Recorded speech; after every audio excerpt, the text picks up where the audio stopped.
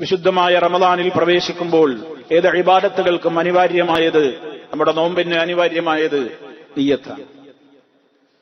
നിയ്യത്തെന്ന് പറയുമ്പോൾ കേവലം ചൊല്ലിപ്പറയലുകളായി ആരും മനസ്സിലാക്കരുത്. മഹല്ലു നിയ്യത്തി അൽ ഖൽബു. നിയ്യത്തിന്റെ സ്ഥാനം ഹൃദയമാണ്. ഓരോ ദിവസവും നാളെ എനിക്ക് വ്രതമാണ്, എനിക്ക് നോമ്പാണ്, അല്ലാഹുവേ നിന്റെ പൊരുത്തം ഉദ്ദേശിച്ചുകൊണ്ട് ഞാൻ വ്രതമനുഷ്ഠിക്കുന്നു എന്ന് കരുതലാണ്.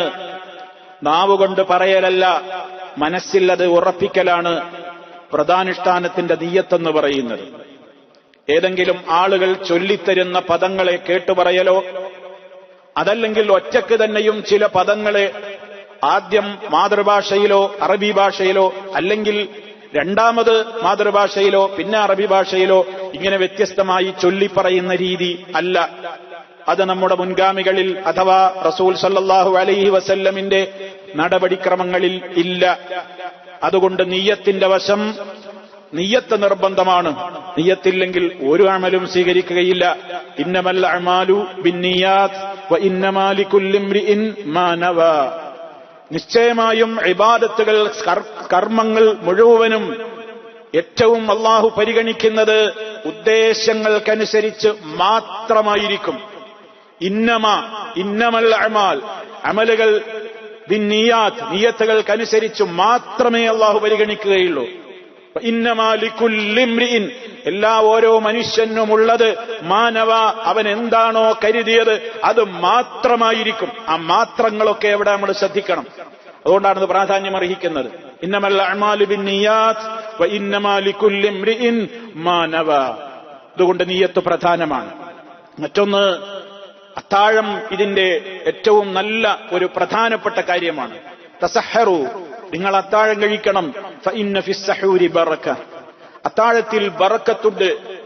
രാവേറെ ചെല്ലുവോളം സമയം കളഞ്ഞ് വൈകി കിടന്നുറങ്ങുന്ന ആളുകൾ ചിന്തിക്കുന്നത്, ഇപ്പൊ ഞാനൊരു ഭക്ഷണം കഴിച്ചാൽ കടന്നാൽ മതി, ഇടയ്ക്കൊരു എഴുന്നേൽപ്പ് എനിക്കൊരു പ്രയാസമാണ്. അതുകൊണ്ട് ആളുകൾ രാവിന്റെ അവസാനത്തിൽ കഴിക്കുന്ന ഭക്ഷണം കൊണ്ട് നോമ്പാരംഭിക്കുന്ന ആളുകളുണ്ട്. നബി സല്ലല്ലാഹു അലൈഹി വസല്ലമിന്റെ ചര്യക്ക് വിരുദ്ധമാണത്.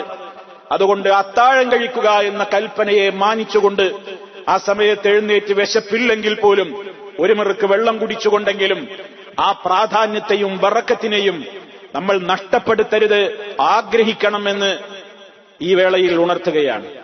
അതുപോലെ തന്നെ വ്രതാനുഷ്ഠാനം നിർവഹിച്ചു കഴിഞ്ഞാൽ സമയമായാൽ ഉടൻ നോമ്പ് മുറിക്കുവാനുള്ള മനസ്സിന്റെ ആ അടങ്ങാത്ത ആഗ്രഹം, അത് നബി സല്ലല്ലാഹു അലൈഹി വസല്ലമ പ്രതിഫലാർഹമായ കാര്യമായിട്ടാണ് പറഞ്ഞിട്ടുള്ളത്. അവിടുന്ന് വിശദീകരിക്കുകയുണ്ടായി, ലാ യസാലുന്നാസു ബിഖൈരിൻ, ലാ യസാലുന്നാസു ബിഖൈരിൻ, ജനങ്ങൾ ഖൈറിലായിക്കൊണ്ടേയിരിക്കും. ജനങ്ങൾക്ക് നന്മ മാത്രമേ വരുത്തൂ. ജനങ്ങൾ നന്മയിൽ തന്നെയായിരിക്കും അവർ കഴിച്ചുകൂട്ടേണ്ടി വരിക. എങ്ങനെയാണെങ്കിൽ മഅജ്ജലുൽ ഫിത്ർ, നോമ്പ് മുറിക്കാൻ ധൃതി കൂട്ടുന്നുവെങ്കിൽ, സമയമാകുന്നതിന് മുമ്പ് മറക്കുക എന്നല്ല, ആയിക്കഴിഞ്ഞാൽ പിന്നെ സൂക്ഷ്മതയ്ക്ക് വേണ്ടി എന്ന് പറഞ്ഞിട്ടുണ്ട്. 1-2 മിനിറ്റും കാത്തു നിൽക്കലുണ്ടല്ലോ, അതില്ല. സമയമായെന്ന് ഉറപ്പായാൽ ഉടനെ നോമ്പ് മുറിച്ചു കൊള്ളണം. അവിടെ തന്നെ നബി സല്ലല്ലാഹു അലൈഹി വസല്ലം പറഞ്ഞു, ദഹബൽ ലമഉ വബതല്ലത്തിൽ ഉറൂഖു വസബതൽ അജ്റു ഇൻഷാ അല്ലാഹ്. കേവലം നാവ് കൊണ്ട് പറയേണ്ട ഒരു മന്ത്രമായി കാണരുത്, അതിലൊക്കെ ചില വശങ്ങളുണ്ട്. ദഹബൽ ലമഉ, ദാഹം പോയി, വെള്ളം കുടിച്ചപ്പോ ദാഹം പോയി. വബതല്ലത്തിൽ ഉറൂഖ്, ആടി നരമ്പുകളൊക്കെ നനഞ്ഞു കുതിർന്നു, നനവാർന്നു. എന്റെ ആ കാര്യങ്ങളൊക്കെ, ആഗ്രഹങ്ങളൊക്കെ സാധിച്ചു. ദാഹണ്ടായിരുന്നു, തീർന്നു. അല്പം വിശപ്പൊക്കെ തോന്നിയിരുന്നു, ഈത്തപ്പഴമൊക്കെ കഴിച്ചപ്പോ ആശ്വാസമായി, വലിയൊരു സമാധാനം തോന്നുന്നുണ്ട്. മൂന്നാമത്തെ വശമാണ് പ്രധാനം, അത് ചിന്തിക്കണം. വസബത്തൽ അജ്ർ, അവസാനിപ്പിച്ചിട്ടില്ല. അവിടെ ഒരു ഇൻഷാ അല്ലാഹ് സ്പെഷ്യൽ. വസബത്തൽ അജ്ർ എന്ന് പറഞ്ഞിടത്ത് മാത്രം ഒരു ഇൻഷാ അല്ലാഹ് സ്പെഷ്യൽ, അവിടെയാണ് പോയിന്റ്. വസബത്തൽ അജ്റു, പ്രതിഫലം സ്ഥിരപ്പെട്ട് കഴിഞ്ഞു. ഞാൻ മോഹിച്ചുകൊണ്ട് കാര്യമല്ല, ഇൻഷാ അല്ലാഹ്, അല്ലാഹു ഉദ്ദേശിച്ചെങ്കിൽ. വെള്ളം കുടിച്ചു ദാഹം തീർന്നു, അതൊക്കെ ശരി. നോമ്പൊക്കെ ഇപ്പൊ തുറന്നു, ആശ്വാസമൊക്കെ തോന്നുന്നുണ്ട്. ഞാനിത് ചെയ്തത് എനിക്ക് പരലോകത്ത് സ്വർഗം കിട്ടാനാ. അത് കിട്ടുമല്ലേ എന്ന് അള്ളാഹ്ക്കേ അറിയൂ. ഇൻഷാ അല്ലാഹ് അപ്പൊ ഞാനിത് ചെയ്തത് എന്റെ നാഥൻ സ്വീകരിക്കാൻ വേണ്ടിയായിരുന്നു എന്ന് എന്നെക്കൊണ്ട് വീണ്ടും ഒന്ന് പറയിപ്പിക്കുക. സ്വീകരിച്ചിട്ടില്ലെങ്കിൽ എന്റേത് കേവലം പട്ടിണി, ആർക്കും വേണ്ട, എനിക്ക് 2 ലോകവും നഷ്ടമായി എന്ന ഗൗരവം എന്നെ ഓർമ്മപ്പെടുത്തുക.